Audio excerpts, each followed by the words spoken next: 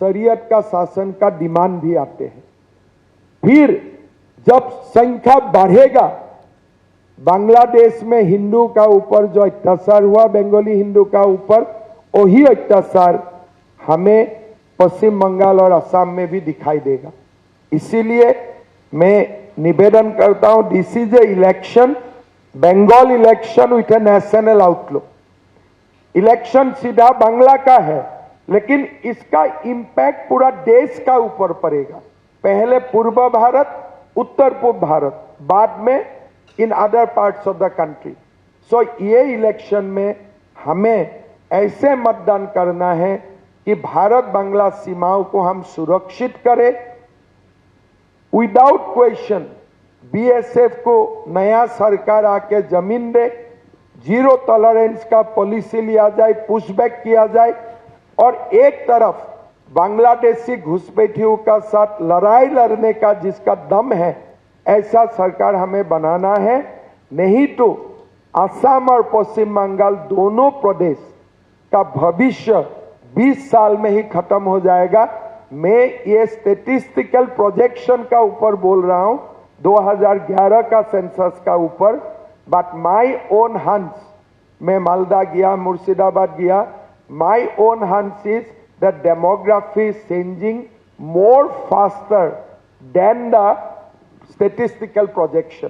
Statistical projection में ही 32% आ रहा है 26 का सेंसस में। डायमंड हार्बारेर एकाधिक पुलिश आधिकारिकকে সাসপেন্ড করে দিল নির্বাচন কমিশন।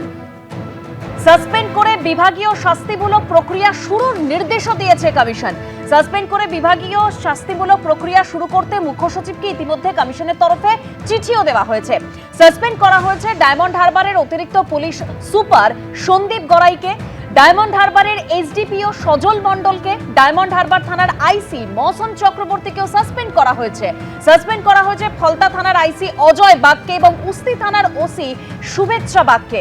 আর ডায়মন্ড হারবারের পুলিশ সুপার ঈশানী পালকে সতর্ক করেছে নির্বাচন কমিশন।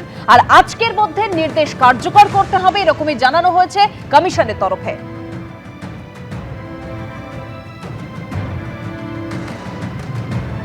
গণতন্ত্র রক্ষার ক্ষেত্রে এই সিদ্ধান্ত প্রয়োজনীয় ছিল। ডায়মন্ড হারবারের একাধিক পুলিশ আধিকারিককে কমিশনের সাসপেনশনের সিদ্ধান্ত নিয়ে প্রতিক্রিয়া শুভেন্দু অধিকারীর।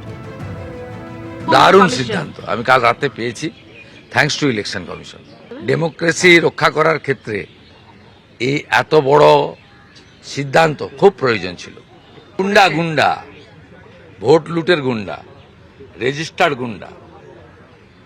সিপিএম এর সময় সুশান্ত ঘোষ, লক্ষণ সেটরা গুন্ডামি করতো, রিগিং করতো, এরা হচ্ছে রেজিস্টার্ড গুন্ডা। বেতন পায় ট্যাক্সের টাকায় আর গুন্ডামি করে তৃণমূল কংগ্রেসে। বাংলার মানুষ বুঝে তো অভিষেক বন্দ্যোপাধ্যায়ের সভায় যাতে মানুষ না যেতে পারে তার নির্দেশ দেওয়া হয়েছিল, পুলিশকে বলা হয়েছিল আটকাতে। পুলিশ কি করবে? মানুষের স্বতঃস্ফূর্ত উচ্ছ্বাস অভিষেক বন্দ্যোপাধ্যায়কে দেখবার জন্য, বিশেষ করে ডায়মন্ড হারবার লোকসভার মধ্যে যেখানকার সাংসদের নাম অভিষেক বন্দ্যোপাধ্যায়।